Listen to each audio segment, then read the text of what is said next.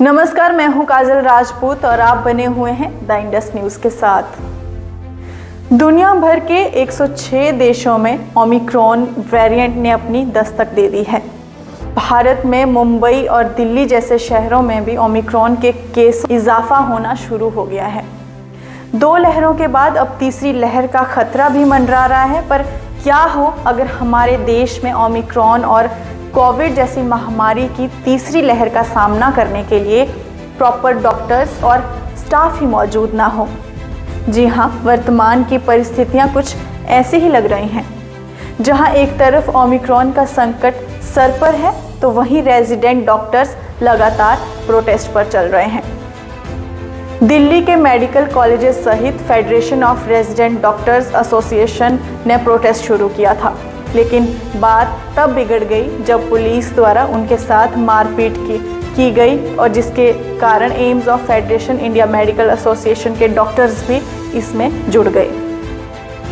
Protest का कारण मैं आपको बताती हूँ। इन डॉक्टर्स के कोर्स में पहले से ही 1 साल की देरी हो चुकी है, क्योंकि आमतौर पर MBBS के बाद पोस्ट ग्रेजुएशन के लिए नीट PG का एग्ज़ाम जनवरी में हो जाता है और एडमिशन की प्रक्रिया मार्च अप्रैल तक में नया बैच जो है वो बिठा दिया जाता है।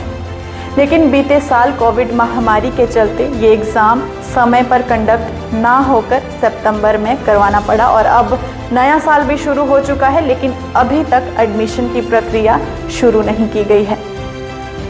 इस प्रक्रिया में देरी का कारण भी मैं आपको बताती हूँ, लेकिन इससे पहले मैं आपको एडमिशन के टाइम पर जो सीट्स की रिजर्वेशन की डिटेल है वो मैं आपको कुछ बता दूँ।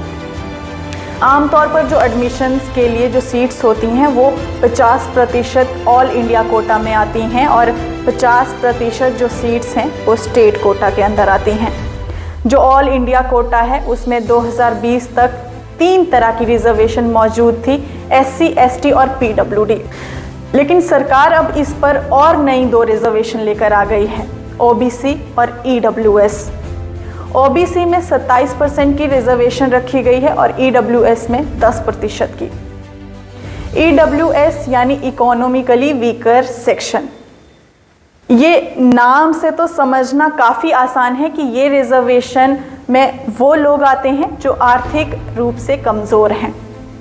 पर जब सुप्रीम कोर्ट में इस मसले पर सुनवाई की गई तो सामने ये आया कि सरकार द्वारा EWS में आने के लिए 8 लाख प्रति वर्ष जो एलिजिबिलिटी क्राइटेरिया रखा गया है उसके मुताबिक तो 97% देश की जनसंख्या इस कैटेगरी में आ जाती है, क्योंकि लगभग 66,000 रुपये महीना कमाने वाले लोगों को इकोनॉमिकली वीक किसी भी तरह से नहीं कहा जा सकता।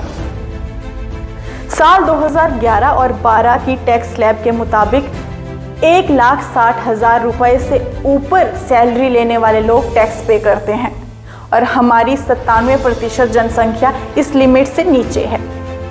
इस बात से ये साफ जाहिर होता है कि सरकार द्वारा ये लगाया गया रिजर्वेशन किसी भी तरह से सेंस नहीं रखता है।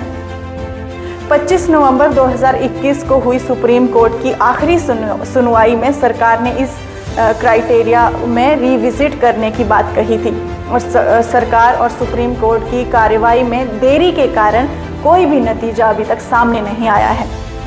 डॉक्टर्स की मांग काफ़ी सरल है कि जल्द से जल्द इस विषय पर फैसला किया जाए ताकि वे अपने काम पर लौट सकें। भारत में पहले से ही डॉक्टर्स और मेडिकल स्टाफ की इतनी कमी है कि 11,000 सिटीजन्स पर एक एलोपैथिक डॉक्टर मौजूद है, जबकि स्टेट रन हॉस्पिटल के मामलों में ये आंकड़ा बढ़कर 55,000 हो जाता है। 5-10 साल तक की पढ़ाई करने वाले रेजिडेंट डॉक्टर्स और 18-20 घंटे ड्यूटी करने वाले डॉक्टर्स जब अपनी छोटी सी मांग को लेकर प्रोटेस्ट पर आते हैं तो उन्हें बदले में पुलिस की मार और लाठीचार्ज का सामना करना पड़ता है।